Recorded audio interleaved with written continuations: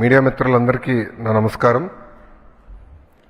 కూటమి ప్రభుత్వం ఏర్పడిన తొలి సంవత్సరంలోనే తల్లికి వందనం కార్యక్రమానికి మనం శ్రీకారం చుట్టాం.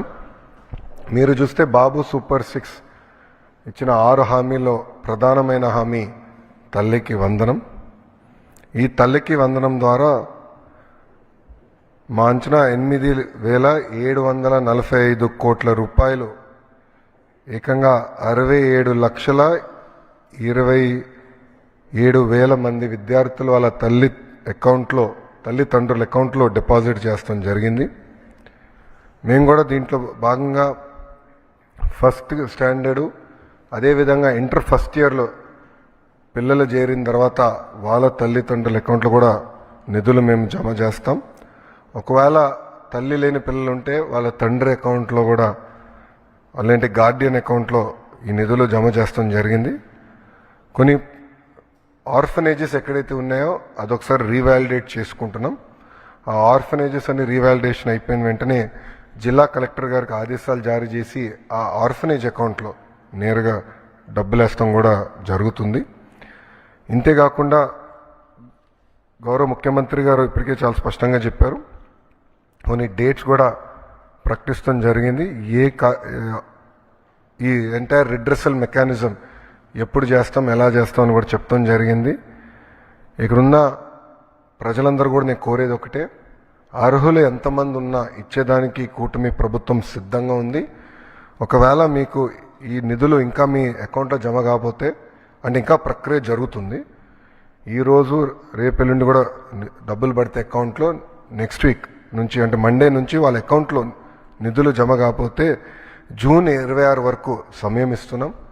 మన మిత్ర ద్వారా అంటే వాట్సాప్ ద్వారా కానివ్వండి, లేదంటే GSWSకి వెళ్ళి ఏకంగా ఏమైనా మా దగ్గర ఉన్న డేటాలో పొరపాట్లు ఏమైనా ఉంటే తెలియజేస్తే సరిదిద్దుకుని అర్హులుగా గుర్తించడానికి ప్రభుత్వం సిద్ధంగా ఉంది.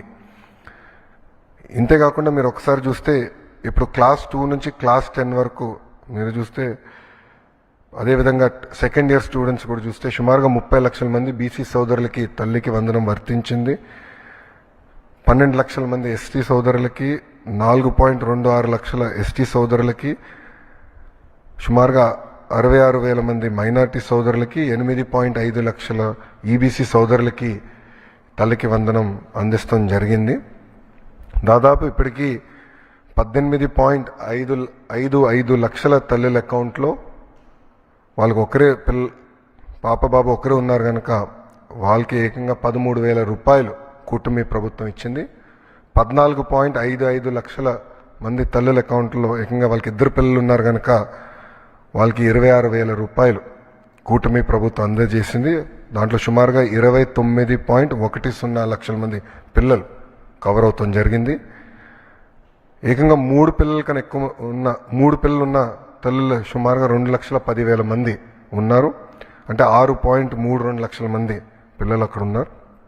వాళ్ళకి ఏకంగా 39,000 రూపాయలు కూటమి ప్రభుత్వం అందజేస్తాం జరుగుతుంది.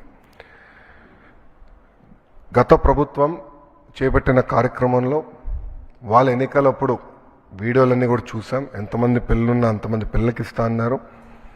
వాళ్ళు ఇవ్వకుండా ఏకంగా 42 లక్షల మంది పిల్లలకే ఆనాడు వాళ్ళ అమ్మ ఒడి ఇస్తాం జరిగింది.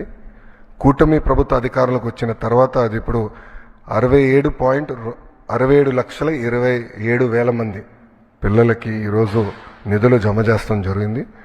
గతంలో 5,540 కోట్ల రూపాయలు వాళ్ళ కార్యక్రమానికి ఖర్చు పెడితే సంవత్సరానికి కూటమి ప్రభుత్వం 8,745 కోట్ల రూపాయలు తల్లి అకౌంట్లో నిధులు జమ చేస్తాం జరిగింది. అంటే సుమారుగా 3,205 కోట్ల రూపాయలు అదనంగా కూటమి ప్రభుత్వం అందజేస్తుంది. అంటే 5 సంవత్సరాల్లో 16,000 కోట్ల రూపాయలు అదనంగా తల్లుల అకౌంట్లో కూటమి ప్రభుత్వం నిధులు జమ చేయబోతుంది. మళ్ళీ ప్రజలందరూ చెప్పేది ఒకటే, ఎంతమంది పిల్లలున్నా అంతమంది పిల్లలకి మేము ఇస్తాం. అర్హులు ఎంతమంది ఉన్నా వాళ్ళకి ఈ కార్యక్రమం అందించాలనేది గౌరవ ముఖ్యమంత్రి గారు మాకు ఆదేశాలు జారీ చేస్తాం జరిగింది. ఇప్పుడే నేను గౌరవ ఫైనాన్స్ మంత్రి గారితో కూడా కూర్చుని మీ ఇద్దరం కూర్చుని రివ్యూ చేశాము. ఎక్కడెక్కడ చిన్న చిన్న లోటుపాట్లు ఉన్నాయో అవన్నీ కూడా మేము రివ్యూ చేస్తాం జరిగింది. కొంతమందికి ఏంటంటే బట్ 2% మందికి ఏమైందంటే వాళ్ళ అకౌంట్ యాక్టివ్ లేదు, దానివల్ల నిధులు తిరిగి ప్రభుత్వానికి వచ్చినాయి. ఆ తల్లులందరినీ వాళ్ళ అకౌంట్ని యాక్టివేట్ చేసుకోమని చెప్పి వాళ్ళకి SMS కూడా వెళ్తుంది. ఇట్లా మీకు డబ్బులు పంపించడానికి ప్రయత్నించాము, మీ అకౌంట్ ఇన్యాక్టివ్గా ఉందని SMS పంపిస్తున్నాం. వాళ్ళు బ్యాంక్కి వెళ్ళి వాళ్ళ అకౌంట్ యాక్టివేట్ చేసుకున్న వెంటనే నిధులు నేరుగా వాళ్ళ అకౌంట్లో పడతాయి. సో మన మిత్ర ద్వారా కూడా ఇప్పుడు గ్రీవెన్స్ రేజ్ చేయడానికి ఆస్కారం ఉంటుంది. సో వెళ్ళాలంటే గ్రామ సచివాలయం వార్డు సచివాలయకి వెళ్ళొచ్చు, లేదంటే ఇంట్లో కూర్చుని వాట్సాప్ ద్వారా గ్రీవెన్స్ కూడా రేజ్ చేసే ఆస్కారం ఇచ్చాం. ప్రభుత్వ విద్యలో తల్లికి వందనం అనేది ఒక భాగం. ఈరోజు అన్ని పాఠశాలలు ప్రారంభించారు. మీరందరూ ఒక్కసారి ఫీల్డ్లో చూస్తే 80% మంది పిల్లలకి ఈరోజు డాక్టర్ సర్వేపల్లి రాధాకృష్ణన్ గారి స్కూల్ కిట్ అందిస్తాం జరిగింది. మొదటి రోజే పుస్తకాలు, యూనిఫామ్, బ్యాగ్స్, షూస్, సాక్స్ అన్నీ మేము అందిస్తాం జరిగింది. గతంలో ఎప్పుడైతే జరగలేదు, మేము అందించాం. ఆ 20% కూడా 20వ తారీఖు లోపల ఆ పిల్లలకి ఈ స్కూల్ కిట్ అందిస్తాం. గతంలో ఇంటర్ పిల్లలకి స్కూల్ కిట్ అనేది తీసేశారు. ఏప్రిల్ మాసంలోనే ఏ పిల్లలైతే ప్రభుత్వ జూనియర్ కళాశాలలో చేరారో వాళ్ళకి స్కూల్ కిట్ ఏప్రిల్ మాసంలోనే కూటమి ప్రభుత్వం అందిస్తాం జరిగింది. అంతేకాకుండా మేమందరం చర్చించి, నాదెండ్ల మనోహర్ గారు నేను చర్చించి పిల్లలకి సన్న బియ్యం ఇవ్వాలి మధ్యాహ్న భోజనం పథకంలో అని నిర్ణయం తీసుకుంటాం జరిగింది. దాంట్లో భాగంగా ఈరోజు మేము అది కూడా మధ్యాహ్న భోజనం పథకంలో అమలు చేస్తాం జరిగింది. మూడో చాలా కీలకమైన సంస్కరణ మేము తీసుకొస్తాం జరిగింది. అదేంటంటే 1 క్లాస్ 1 టీచర్ మోడల్.